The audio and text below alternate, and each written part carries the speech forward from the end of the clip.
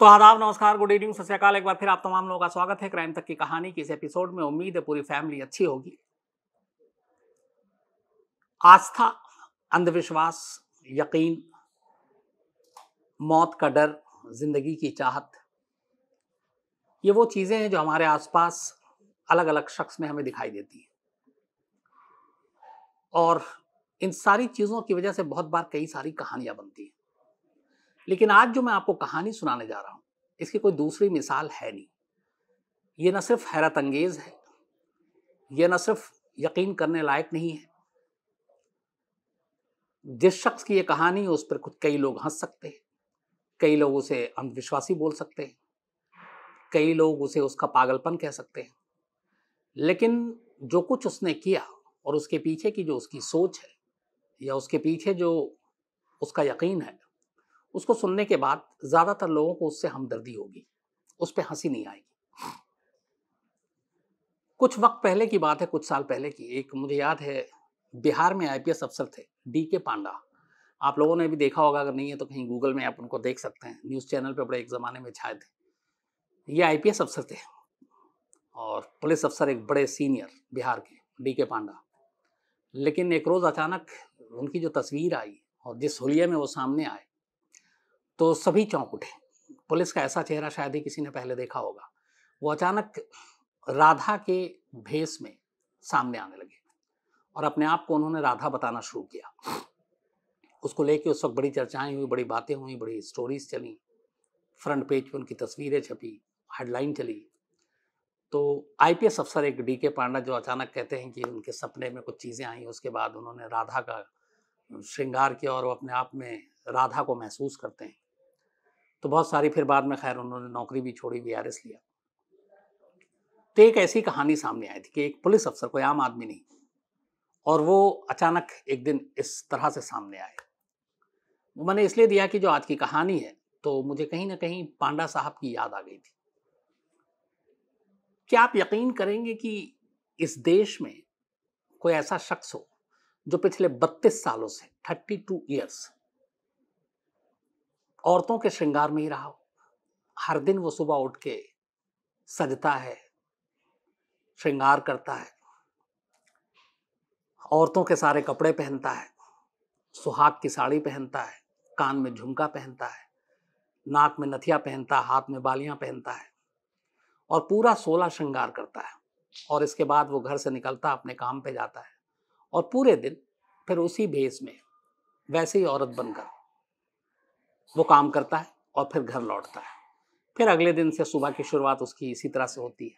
वो उठता है, सजता है, संवरता है, साड़ी पहनता है और एक दुल्हन की लिबास में लगभग, क्योंकि सिर्फ कपड़े पहनकर वो औरत नहीं बनता है बल्कि बाकायदा पूरा 16 श्रृंगार करके वो तैयार होता है और फिर अपने रोजमर्रे की काम को अंजाम देता है। और ये 32 साल से सिलसिला चला आ रहा है। अब वो ऐसा क्यों करता है, इसको लेके बहुत सारी बातें हुई, लेकिन जो उसकी कहानी है और इस औरत बनने की, एक मर्द जो पिछले 32 सालों से औरत बनकर जी रहा है, इसके पीछे की जो कहानी है वो इसके 16 श्रृंगार और औरत बनने से कहीं ज्यादा हैरान कर देने वाली कहानी है। ये कहानी यूपी की है। यूपी में एक गांव है जलालपुर, और उसी जलालपुर, बल्कि डिस्ट्रिक्ट है जलालपुर में, एक हौस खास इलाका है और इसी हौस खास इलाके में एक शख्स रहता है जिसका नाम है चिंताहरण चौहान। तो ये कहानी है चिंताहरण चौहान की। बात पुरानी है, 70 के दशक की होगी, बल्कि 60 के दशक की। चिंताहरण एक गरीब परिवार में पैदा होता है, वहां पे सारे लोग मजदूरी करते हैं।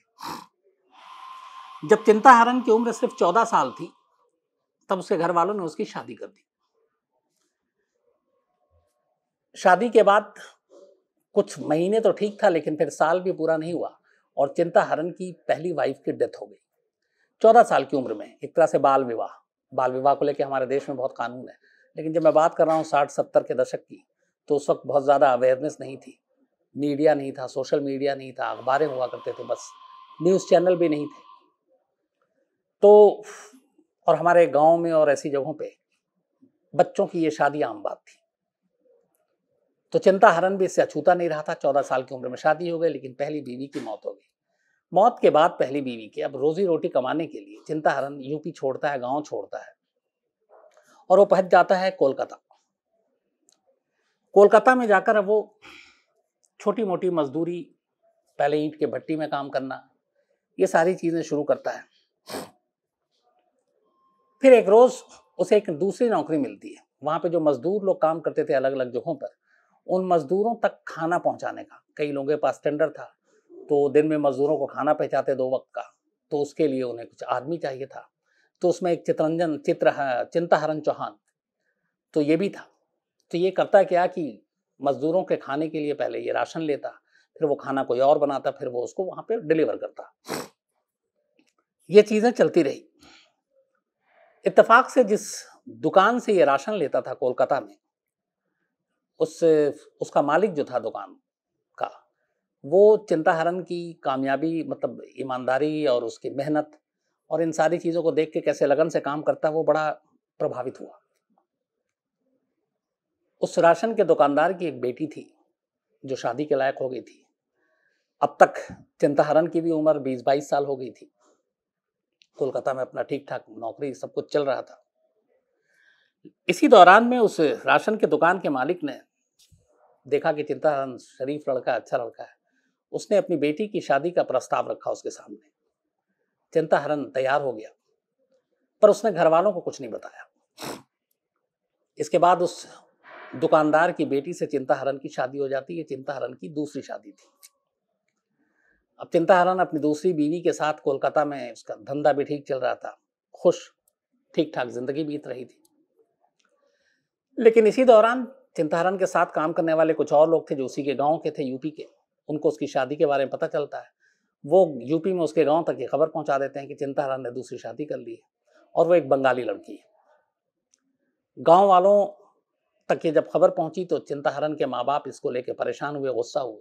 उन्होंने कहा दूसरी बिरादरी में शादी की है, कोलकाता में हमसे बिना पूछे हुए। और जात बिरादरी बड़े, उस दौर में क्या, आज के दौर में भी बहुत ये एक बड़ी चीज है, ये मानिए या ना मानिए।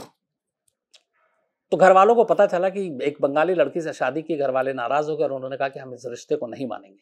और ये मैसेज उन्होंने चिंताहरण के दोस्तों के जरिए, जो गांव आए थे छुट्टियों में, फिर कोलकाता के, उन्हें बता दिया।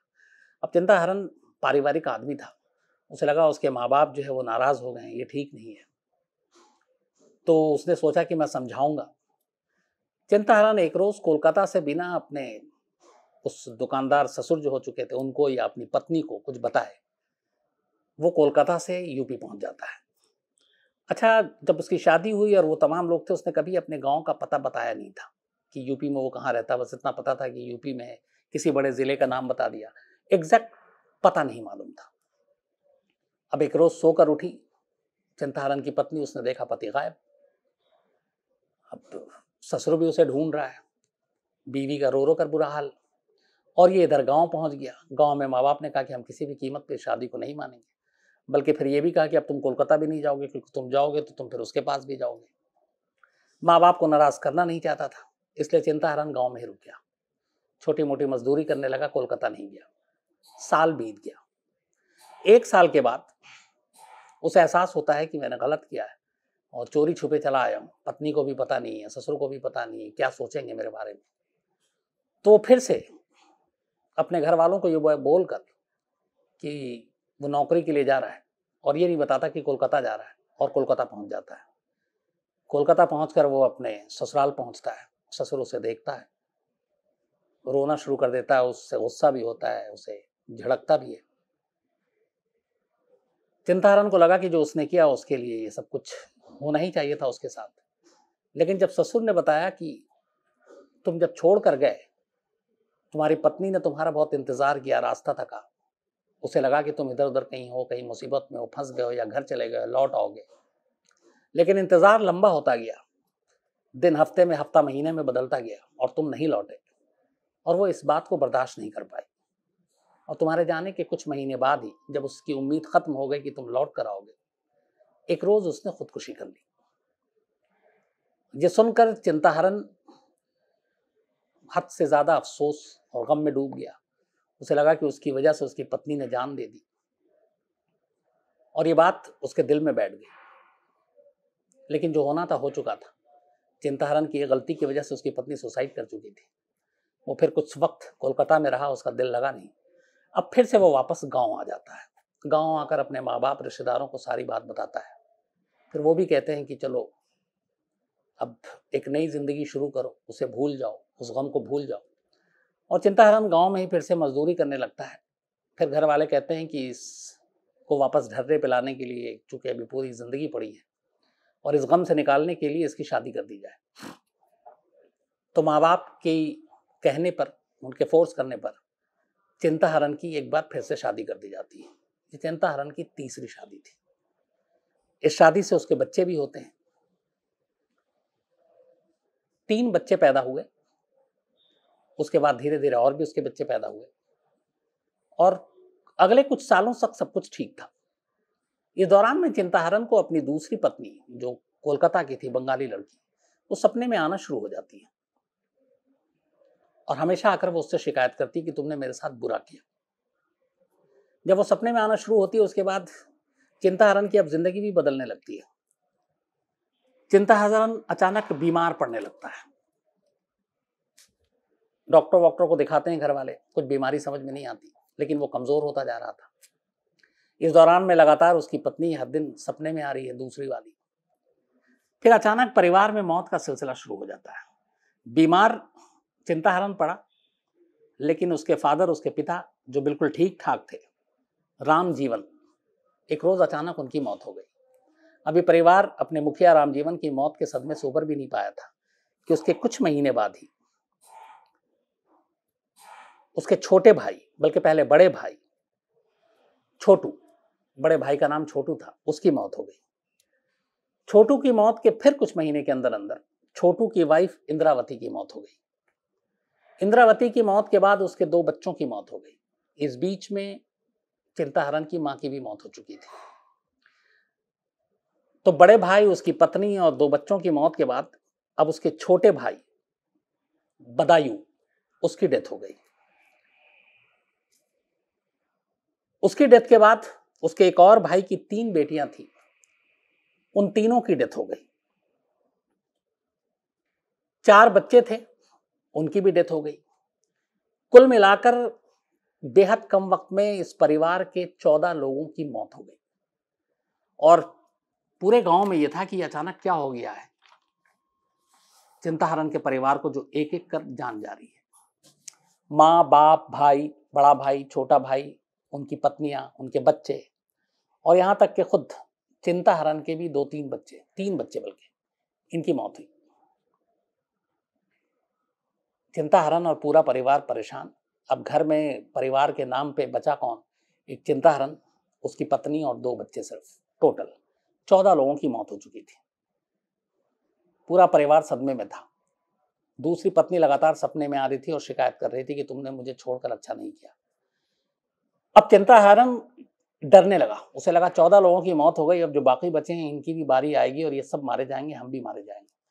अब उसने अपनी दूसरी पत्नी से माफी मांगना शुरू कर दिया।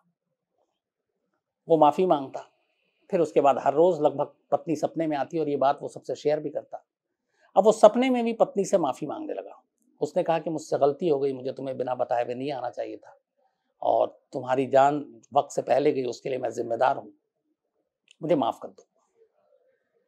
उसने कई बार सपने में माफी मांगी और फिर एक बार उसको उसी सपने में उसकी दूसरी पत्नी आकर कहती है, ठीक है तुम्हारे, बल्कि इससे पहले उसने ये कहा था जब शुरू में उसके फादर और एक भाई की मौत हुई थी, जब ये माफी मांग रहा था तो उसने कहा कि तुम्हारी माफी नहीं, तुम्हारी सजा ये है कि अब तुम परिवार में अपनी एक एक का मौत देखो।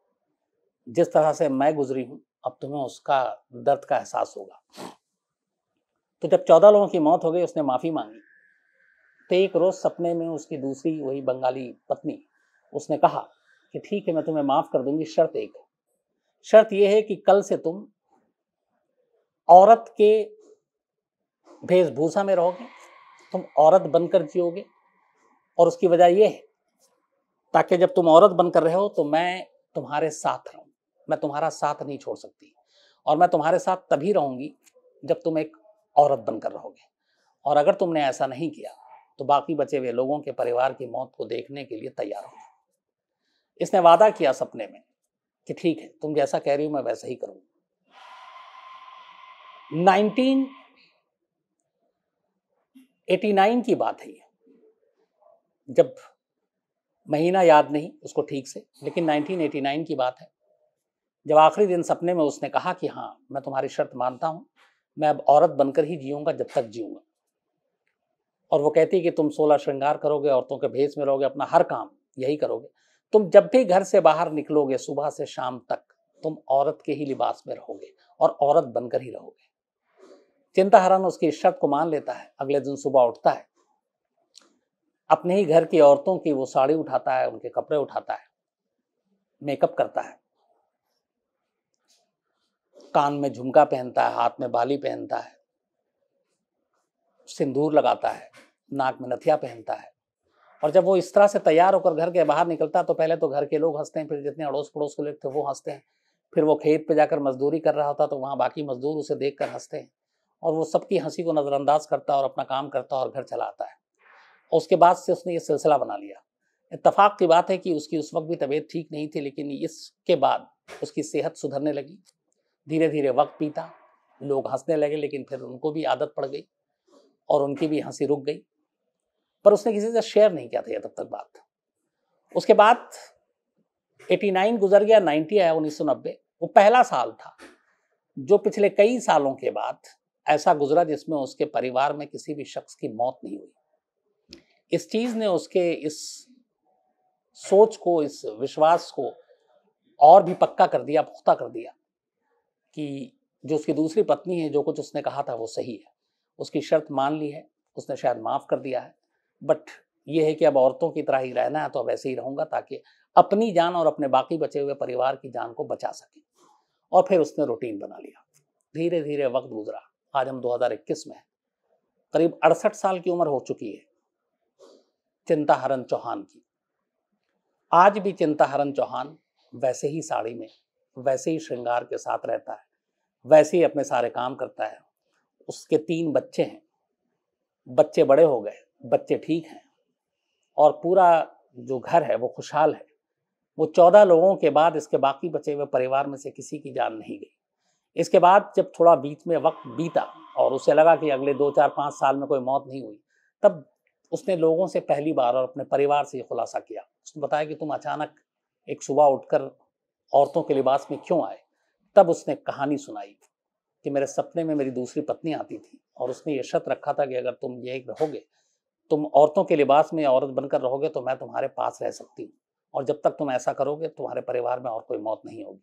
तो बोला अपनी और परिवार की जान बचाने के लिए मुझे ये श्रृंगार, ये अवतार लेना पड़ा, और मैं तब से औरतों की तरह ही रहता हूँ। जब उसकी ये कहानी लोगों ने सुनी तो फिर उसके बाद चिंताहरण चौहान पर हंसी नहीं आई, बल्कि उसके इस सोच पर और ये कि अपनी और परिवार की जान बचाने के लिए जिसने कुर्बानी दी, उसके लिए लोगों के दिलों में उसके प्रति एक हमदर्दी सी आ गई। आज 68 साल का हो चुका है चिंताहरण। यूपी के इसी जलालपुर डिस्ट्रिक्ट के हौस खास गांव में वो अपने परिवार, बेटे के साथ रहता है, पत्नी के साथ रहता है, और सभी ठीक ठाक हैं। और 14 अपने खास माँ बाप, भाई भाभी, छोटे भाई की पत्नी, उनके बच्चे, अपने 1-2 बल्कि 3 बच्चे, इन सब की मौत के बाद जो बाकी बचे हुए लोग हैं वो आज भी जिंदा हैं, सलामत हैं, स्वस्थ हैं, अच्छे हैं। और चिंताहरण का आज भी यही मानना है कि सब कुछ उसकी दूसरी पत्नी की उस शर्त की वजह से हुई, जो उसने सपने में आकर कहा था, और जिस दिन उसने माफी दी और जिस दिन से उसने कहा कि तुम औरत बनकर रहोगे। और उसने ये भी कहा है कि वो जब तक जिंदा है, जब तक उसकी आखिरी सांसें हैं, वो अपनी दूसरी पत्नी की शर्त को मानता रहेगा। तो ये थी कहानी। अजीब लगता है, मतलब यकीन नहीं होता है सोचकर कि आज के दौर में भी ऐसी चीज हो सकती है, ऐसा कोई शख्स हो सकता है। कोई सपने में आए, सपने में धमकाए, सपने में कहे कि हम तुमसे बदला लेंगे, और सपने में ही वो माफी मांगे, और सपने में ही वो उसे माफ करे, और सपने में ही वो उसके सामने शर्त रखे कि तुम्हें अब कैसे जीना है, और वो शर्त को माने, कबूले, न सिर्फ कबूले बल्कि 32 सालों से लगातार उसका पालन करे। बहुत सारी जगहों पे चिंताहरण की खबरें भी छपी, कुछ विदेशी मीडिया तक ने कवर किया, और आज भी ये जो हौस खास जलालपुर में है गांव, इसका नाम भी चिंताहरण की वजह से शायद ज़्यादा फेमस हो गया। तो ये थी कहानी चिंताहरण की। लेकिन कहानी ख़त्म करूं उससे पहले कुछ लोगों के मेल। मोहम्मद इरफान, इनकी आज मैरिज एनिवर्सरी है, तो इरफान साहब ने मेल लिखा था, बहुत बहुत मुबारकबाद आपको। और मुर्शद खान, इनका एक बेटा भी हुआ है, तो आपको एनिवर्सरी की भी मुबारकबाद, और आप बाप बने उसकी भी बहुत बहुत बधाई। अजय हैं, इनका हैप्पी बर्थडे है, लेकिन कल है 5 अगस्त। मैंने कहा कि भूल ना जाऊं, तो चलिए बहुत बहुत बधाई और शुभकामनाएं आपको जन्मदिन की। अजय, प्रियंका जी ने ये भेजा, और इन्होंने साथ ही ये भी लिखा है कि अजय इनका सच्चा दोस्त है, लेकिन नाराज़ है पिछले 2 महीने से, तो और बर्थडे भी है, तो अगर क्राइम तक की कहानियाँ सुनते हैं, तो अगर आप कहें तो हमारी दोस्ती बच जाए। तो अजय साहब, दोस्ती बड़ी अनमोल चीज़ होती है, छोटी मोटी गलतफहमियों की वजह से इसको गंवाएं नहीं। और अच्छा दिन है, जन्मदिन है, तो जन्मदिन के दिन वैसे भी दुश्मनी को भुलाकर हमेशा दोस्ती को बढ़ावा देना चाहिए। तो एक तो आपको बहुत बहुत हैप्पी बर्थडे, और दूसरा अपने दोस्त के साथ अच्छे से रहिए, आपकी दोस्ती कायम रहे, सलामत रहे, ये मेरी दुआ है। जाबा रॉय हैं, ये बच्चों की पुराने एक वक्त में बलि दी जाती तो उसकी कहानी सुनना चाहती हैं, तो जाबा राय जी मैं जल्दी आपको सुनाता हूँ। परावी पाटिल हैं, ग्रीश पीलांकर हैं, और ये लाल बहादुर शास्त्री की कहानी सुनना चाहते हैं। मुझे लगता है शायद मैं सुना चुका हूँ ग्रीश साहब। अमित भाटिया हैं जालंधर से, अमृता वेदांत हैं, दीपक कुमार ठाकुर हैं उत्तराखंड से, शिवम त्रिपाठी हैं, मोहम्मद सुभान खान हैं अबू धाबी से, यूएई। सुभान खान ने एक बड़ा इमोशनल मेल लिखा है। उन्होंने लिखा है कि ये क्राइम तक की कहानियाँ अक्सर सुनते हैं, और क्राइम तक एक फैमिली जैसी है। इनकी एक बेटी है, उस बेटी की इन्होंने शादी की, घर वालों की रजामंदी से हुई, और ये खुद अबू धाबी में रहते हैं, लेकिन वो शादी शायद ठीक से निभ नहीं पाई, चल नहीं पाई, और उनकी बेटी और उनके ससुराल वालों के बीच में कुछ अनबन हुई, और इस वजह से बेटी अब अपने फादर से नाराज़ है, यानी कि सुभान खान से नाराज़ है, और उन्हें लगता है उनकी बेटी को कि शायद उनकी जो शादी टूटी या जो भी हुआ वो रिश्ता, उसके लिए कहीं ना कहीं जो भी उनकी दिक्कतें हैं उसके लिए उनके वालिद सुभान खान जिम्मेदार हैं, तो इसलिए वो नाराज़ हैं।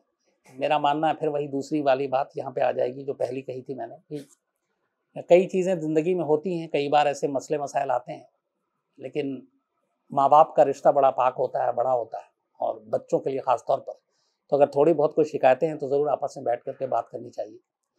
तो मेरी गुजारिश है कि जो बेटी हैं उनकी वो उस गलतफहमी को दूर करें, और अपने वालिद से बात करें, बातचीत करें, क्योंकि मसला और ऐसी प्रॉब्लम लगभग हर दूसरे घर में होती है, बट इसका ये मतलब नहीं है कि हम एक दूसरे से बात करना या मिलना छोड़ दें। तो आज कहानी में इतना ही। अब आपसे मुलाकात होगी कल किसी नई कहानी के साथ, तब तक अपना ख्याल रखिएगा। लेकिन चलते चलते एक बार फिर crimetak.in जो वेबसाइट है उसको क्लिक करें, और www.crimetak.in, यहाँ पे क्राइम की खबरें पढ़िए, बताइए, सुझाव दीजिए, शिकायतें कीजिए, तारीफ कीजिए, जो मन में आए वो कीजिए, लेकिन पढ़िए इसे। अब मुलाकात कल होगी रात 9 बजे। अपना ख्याल रखिएगा। Thank you very much.